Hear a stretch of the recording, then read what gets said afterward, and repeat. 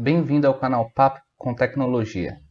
Você que quer aprender mais sobre tecnologia, software, hardware, automação industrial, se inscreva no nosso canal. Temos diversos assuntos relacionados a essas áreas. Hoje estamos aqui na primeira aula do curso de programação. Antes de iniciar a parte de código de programação em si, é necessário você saber como que funciona, pelo menos a estrutura básica de um computador, da memória. Então vamos dar uma pequena introdução de como que o hardware funciona, para nas aulas seguintes a gente iniciar a parte de código e de programação. A estrutura básica de um computador consiste em entrada. O que seria essa entrada? Seria uma informação que pode ser vinda de um sensor, pode ser vinda de um teclado, onde que, de acordo com o programa que está armazenado na memória, onde que você irá desenvolver, o processador irá pegar essa entrada, de acordo com o que você determinou, irá ser gerado uma saída. O processador, ele contém ULA. A ULA é a unidade lógica aritmética. É aqui onde que é feito todos os cálculos matemáticos e onde são tomadas as decisões lógicas do computador.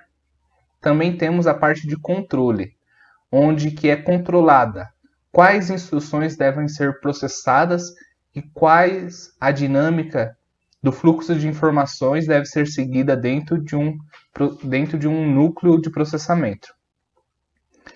Vou dar um exemplo.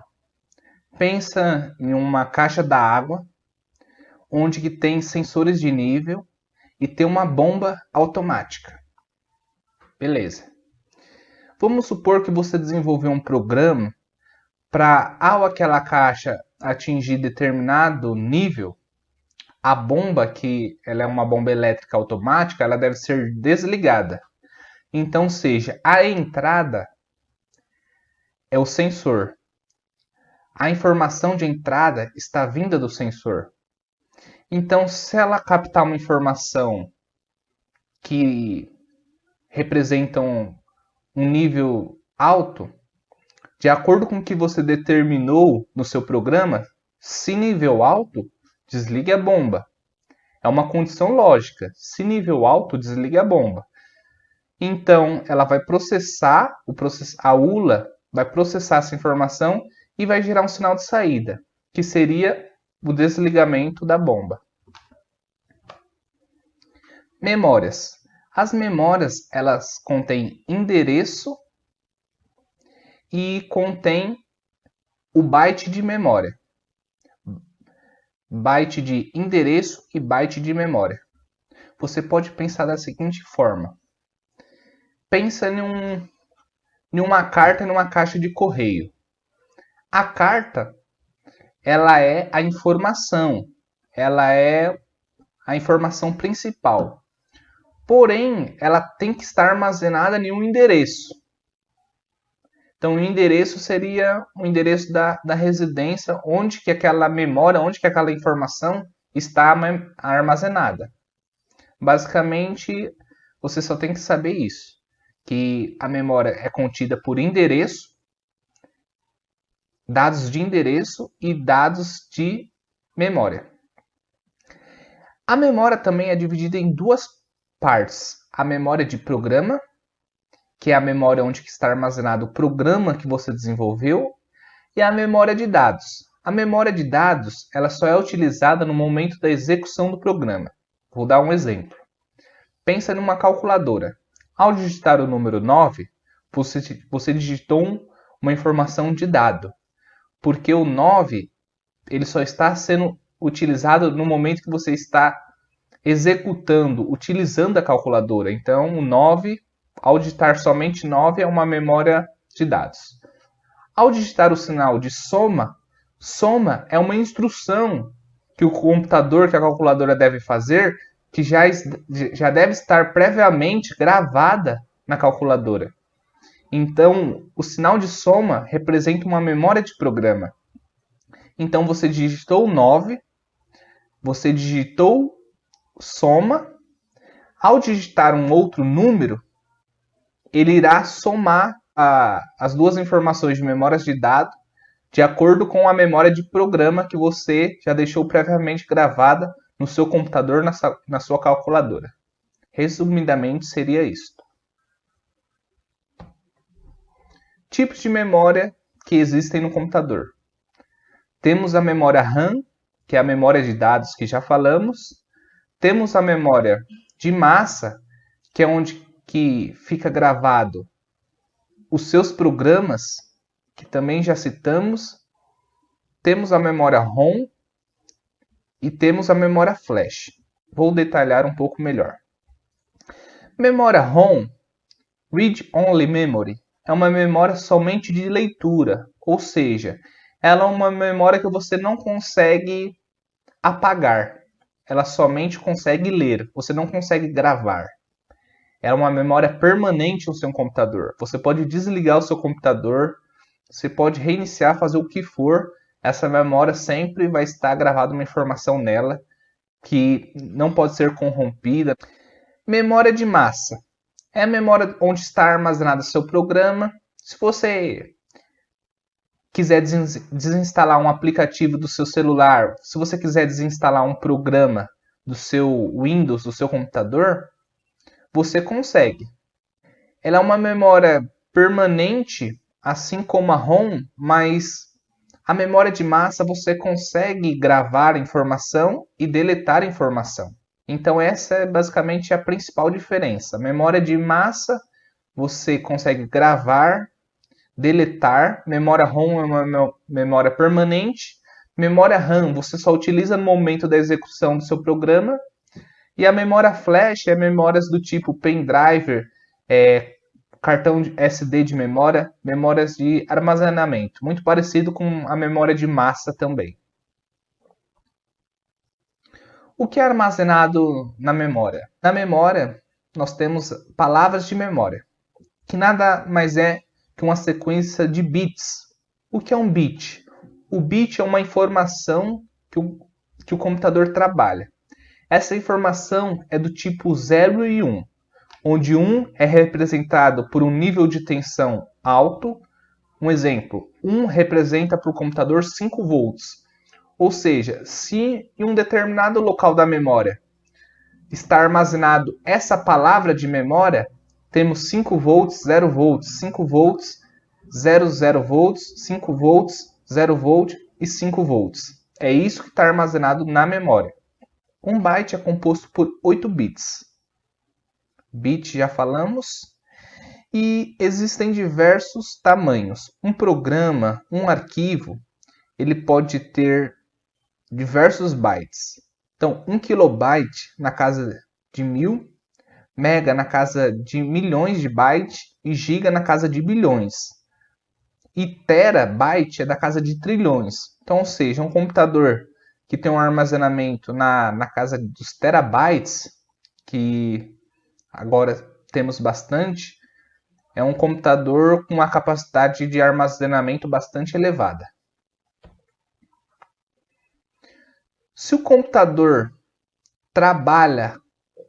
consegue processar somente dados binários, o que deve ser feito para ele conseguir armazenar um nome, armazenar uma letra, armazenar um caractere? Então é feito um sistema de codificação.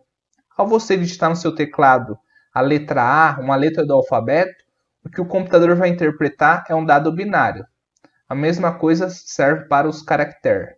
Existem diversos sistemas de codificação, diversos padrões de codificações, Unicode, dentre outros. Mas, a princípio, o que você precisa saber é que é feita uma codificação do que você passa porque o computador interpreta. Como o computador grava e reproduz som?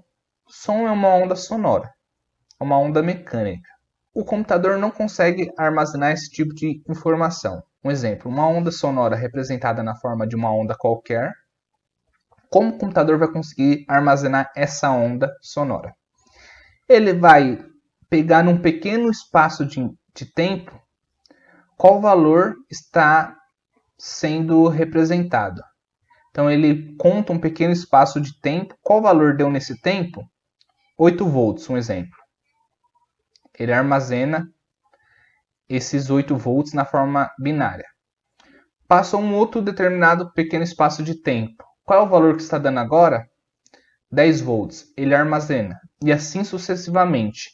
Então uma forma de onda representada por essa onda azul, ela é traduzida para essa forma de onda com pequenos retângulos, onde o computador consegue interpretar e gravar uma onda sonora contínua na forma de dados binários.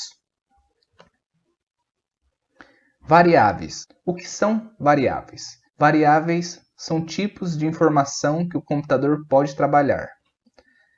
O computador pode trabalhar com letras? Sim. Letras é essencial para o desenvolvimento de qualquer tipo de programa. E qual é o tipo dessa variável? Qual é o tipo quando você quer representar uma letra? Damos o nome de char. Então, char é um tipo de variável, um tipo de informação que representa uma letra. Podemos trabalhar com números? Sim. Números, nós temos números inteiros e números quebrados. Números inteiros, damos o nome do tipo int.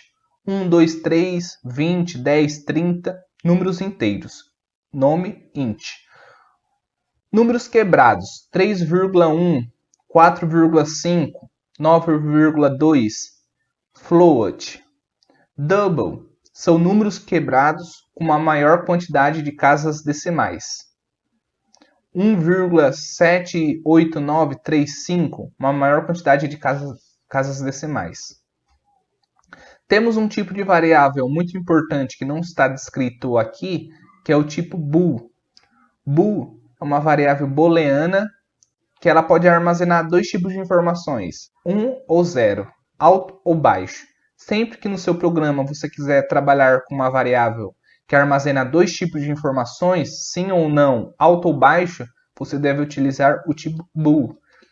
E a partir dessas variáveis que eu citei, temos as derivadas, que veremos mais à frente com maior detalhes. Mas a princípio o que você precisa saber é isso. Bom, temos aqui o fluxograma de como um computador trabalha.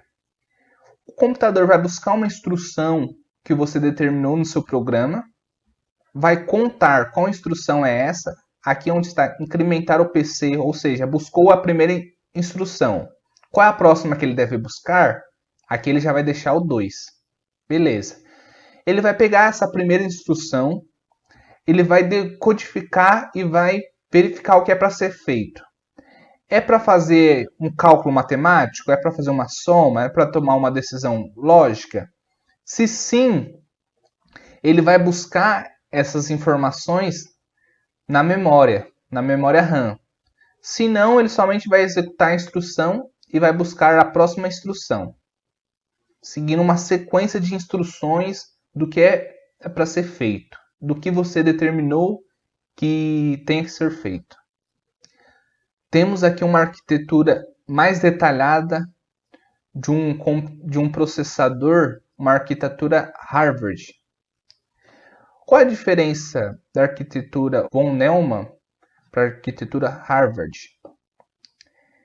A arquitetura Harvard, você consegue ter um caminho de informação especificamente para instruções e outro caminho de informação especificamente para dados.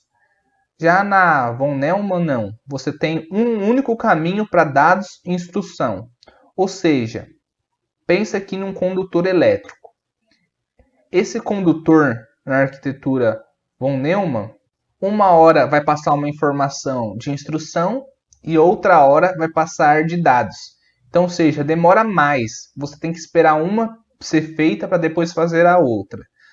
Já na Harvard, não. Simultaneamente, você pode buscar uma instrução e, ao mesmo tempo, já está buscando uma informação na memória RAM, na memória de dados. Ou seja, deixa o processo mais rápido. Vamos, resumidamente, falar um pouquinho do que representa esse diagrama. Aqui nós temos uma memória do programa, onde que está o software que você desenvolveu está armazenado aqui. Ele vai buscar uma instrução do que é para ser feito. Buscando essa instrução, ele vai decodificar, interpretar. Aqui ele somente buscou e aqui ele interpretou. Ao interpretar o que é para ser feito, ele vai para a ULA. Seguindo essa linha azul, ele vem aqui para a ULA, que é a unidade lógica aritmética, onde vai processar essa instrução. Então ele buscou, interpretou, decodificou, processou. No momento do processamento, pode ser que essa instrução necessite de informações da memória RAM, de informações da memória que o usuário passou no momento da execução do programa. Então a ULA vai buscar essas informações a fim de concluir o processamento dessa instrução. Concluir o processamento, ela vem aqui e busca a próxima instrução. E assim sucessivamente, buscando, decodificando, processando, interpretando. E aqui é um contador, onde que sempre vai estar apontando para a próxima instrução a ser executada. Aqui temos o clock, que determina o ritmo de processamento deste processador. Quando você desenvolve um programa, quando você desenvolve um código de programação, esse código ele deve ser compilado, ou seja, ele deve ser traduzido para um código objeto, um código da forma de zeros e 1, em que o computador, em que o processador consiga executar. Então, quando você ouvir o termo linguagem compilada, você deve saber que a linguagem compilada nada mais é que você desenvolver um programa. Esse programa, ele recebe o nome de código-fonte. Código-fonte é o que você digitou na hora que você desenvolveu o programa, né? São todos os códigos necessários para você desenvolver aquele programa, onde que iremos estudar nas próximas aulas. E o que acontece? Esse programa que você desenvolveu, ele é compilado, ou seja, traduzido para códigos binários e executado, gerando um resultado final. Quando você ouvir o termo linguagem interpretada, significa o seguinte: você desenvolveu um código-fonte. O computador ele não consegue entender aquilo, deve ser traduzido para uma linguagem binária. Mas, na linguagem interpretada, ele não traduz direto para uma linguagem binária. Ele passa por um intermediário, um interpretador. Vou dar um exemplo. Supomos que temos um transcrito em inglês, onde deve ser traduzido para o português. Se eu pegar e um tradutor traduzir diretamente para o português, para uma linguagem que eu consiga entender, eu posso simbolicamente dizer que é uma linguagem compilada. Por que compilada? Porque ela foi traduzida do inglês para o português direto. Já a linguagem interpretada é diferente. Ela percorre um caminho maior. Temos um transcrito em inglês, ele é traduzido para um tradutor francês e depois do francês é traduzido para o português. Então, ou seja, tem um intermediador. Na linguagem compilada, ela não traduz diretamente, ela precisa de um intermediador no meio do processo. Quais as vantagens? As linguagens compiladas têm uma execução mais rápida, porque você não tem que ter um intermediário no meio, né? Consome menos memória. A depuração, o que é depuração? É a busca de erros no programa, é mais simples. Permite a otimização do código-fonte. Em geral, a linguagem compilada é uma linguagem muito mais rápida em comparação à linguagem interpretada. Algoritmo.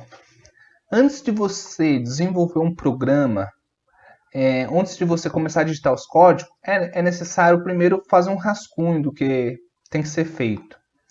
Pode ser um rascunho escrito ou através de figuras. Um exemplo, quando eu devo trabalhar pela manhã. Aqui eu fiz um rascunho do que tem que ser feito. Acordar, tomar banho, vestir-se, tomar café, tirar o carro da garagem, ir para o trabalho. É um passo a passo do que deve ser feito. Então, antes de você começar a digitar, desenvolver seu programa, você deve fazer um passo a passo antes. Também temos na forma de fluxograma, onde que é feito através de figuras. Aqui essa figura representa entrada de dados. Essa aqui é uma tomada de decisão condicional. Aqui é onde são feitos cálculos. Aqui são as saídas, que pode ser para um atuador, como já citamos, para uma tela. E aqui representa o início e o fim do seu algoritmo. Aqui temos um exercício simples, mas que é de muita importância para nós entendermos os principais conceitos do que foi estudado aqui.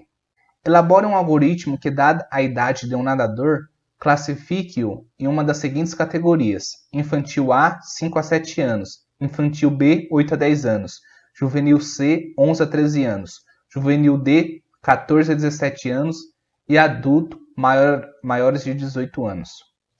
Então, ou seja, o usuário vai digitar a idade, uma idade, e de acordo com a idade que o usuário digitar, vai ter que ser gerada uma saída que será a classificação que o nadador poderá competir. Início do programa, representando por essa figura aqui. Esse programa ele irá trabalhar com uma variável, um tipo de informação. Qual informação ele irá trabalhar? Qual informação estamos querendo determinar, classificar? É a idade. A idade é um número que pode ser representada por um número inteiro. Então, damos um nome a essa variável de idade, nome da variável idade, tipo da variável inteiro. Se a idade for 5 a 7, juvenil A. Sempre esse losango aqui, quando você ver ele no algoritmo, é uma tomada de decisão. Se idade 5 a 7, infantil A. Se idade 8 a 10, infantil B. Se não, 11 a 13, infantil C. Se não, 14 a 17, infantil D. Se idade maior que 18, adulto. Se idade menor que 5, vamos supor que o usuário digitou 4 anos. 4 anos não temos nenhuma classificação aqui. Então, terá que aparecer na tela do computador ou na tela do dispositivo que você desenvolveu a informação não permitido. Essa figura geométrica que vocês estão vendo aqui, no algoritmo, sempre que você quiser expressar que se refere a uma saída de informação, deve ser feito dessa forma. E aqui temos o fim do programa. Então, revisando, losango, sempre que você precisar de uma tomada de decisão, saídas, fim, início, variável, tipo da variável. Vimos aqui a estrutura básica de um computador, conceitos básicos, porém fundamentais para o decorrer do curso. Na próxima aula, já iremos iniciar a parte de codificação e programação. Se gostou dessa aula, deixe seu like, não se esqueça de inscrever no canal. Dúvidas ou sugestões? Deixe nos comentários. Nos vemos na próxima aula.